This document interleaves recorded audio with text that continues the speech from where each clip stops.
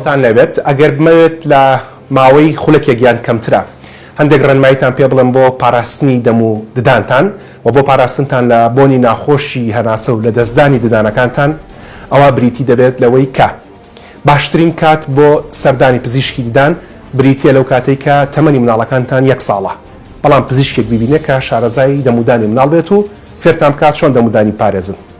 خراپترین کاتیش ئەو کاتەیە کە مناڵەکانتان ددانی ئازاری هەیە. باشترین کار کە بیکەن ڕۆژانە ئەوەیە کە 2 جار بە فڵچە و هەویری ددانەکانتان بشۆن و پاش ددان شوشتن تەنها کەفەزیاکە تف بکەنەوە و ئاو لە دەمتان وەرمەدەن. ڕۆژانە جارێک بە دەزوی پزیشکی ناوچەی نێوان ددانەکان خاوێن بکەنەوە و ڕۆژانە جارێک بە پاککەرەوەی زمانتان خاوێن بکەنەوە.